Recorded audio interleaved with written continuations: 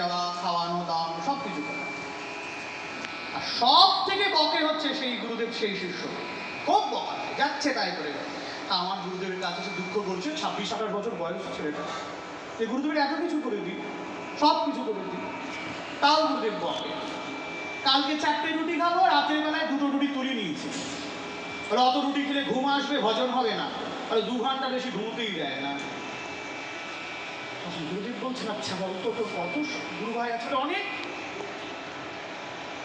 বলে জানিস, গত বছর তুই আসছিলি না, তোর গুরুদেব আমাকে বারবার বলছে, যখন দেখা হলো সবাই এলো, আমার অমুক্ত এলো না, ও না আসলে আমার আঘাত তুলে আসতে পারবি। তোর তো এত গুরু ভাই আছে, কাকে বকে বল? বলে আমাকেই বকে। বলে কার হাতে খেতে চাই? বলে আমার হাতে খেতে চাই, এখনই খাইয়ে দিয়ে আসলাম।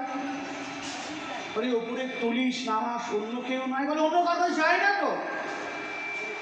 তখন গুরুদেব বলছেন, তোর আর কিচ্ছু হতো না,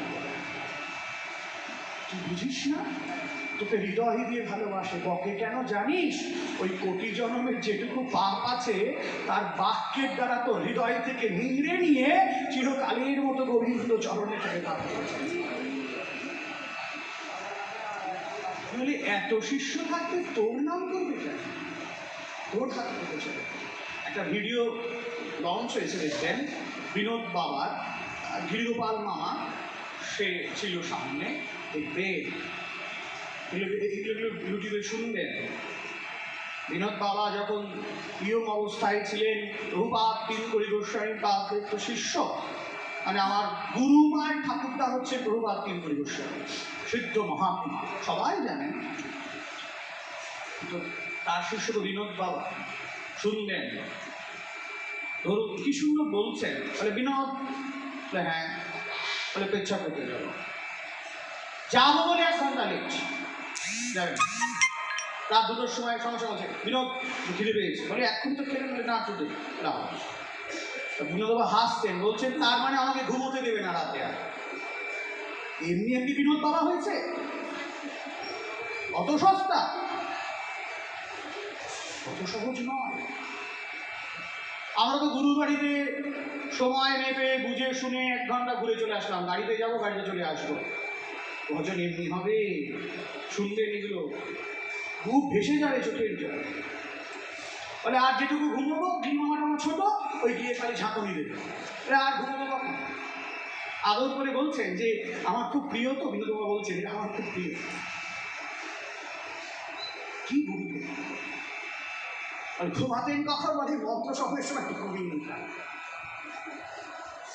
ওই শিষ্য না হলে কি আজকে উত্তরপ্রদেশের মুখ্যমন্ত্রী তার কাছে একটু দেখা করতে আসতে চেষ্টা করতে পারে? হেমা মালিনী এসে সাধারণ আসনে বসে থাকেন, প্রেমানন্দজি মহারাজ তার কথা বলে, রাজেন্দ্র দাসজি তার কথা বলে, বিনোদ বাবা কেন? গুরু ভগবান মাত্র থাকে, তাই কি সুন্দর সুন্দর দেখো।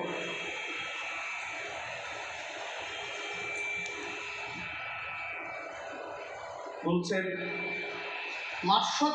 মাৎসর্য বশত যদি কোনো ব্যক্তি গুরুদেবের নিন্দা করে, তার মহিমার অপকর্ষ করে, সেখানে যাবে না।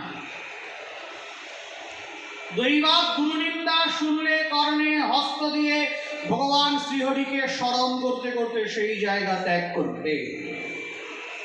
গুরু নিন্দকের সঙ্গ, তার সঙ্গে বাস, তার মুখ দর্শন পর্যন্ত নিষেধ।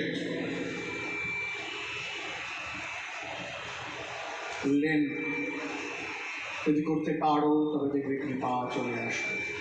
হ্যাঁ, শ্রীহরির করুণা 2টি ধারায় বিশ্ব অবতীর্ণ হন। কি সুন্দর মা দেখো ব্যাখ্যা করেছেন অন্তরার পণ্ডিতজি।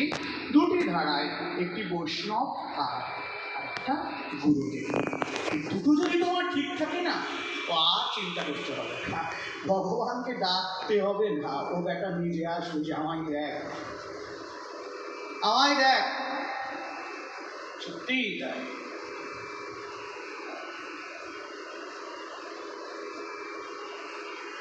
তাই শ্রী গুরু কৃপা কি অবশ্যই গুরুদেব বলে দেন এভাবে ভজন করবি, এভাবে করবি, সেভাবে করবি। অনেকে বলে কি রে কি উৎসব, ওদের বাড়িতে বলে গুরুদেব মারা গেছে না, সেই জন্য আমাদের বাড়িতে পাঠ করতো।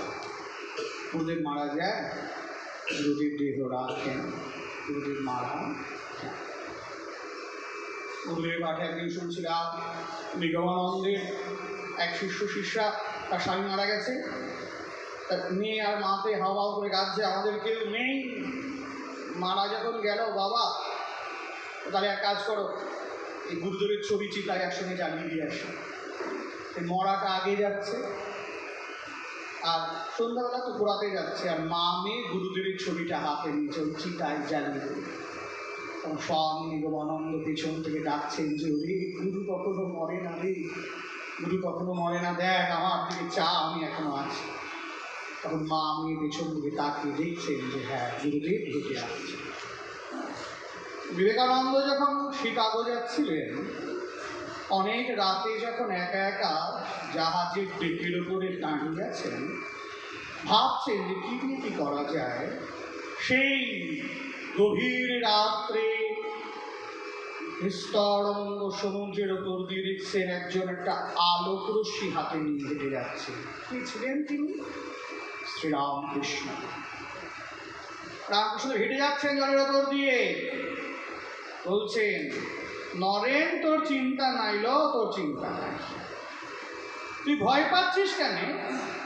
তুই যেখানে যাবি তোর গুরুদেব আগে গিয়ে তোর জায়গা করে রাখছে, তুই আয় আয়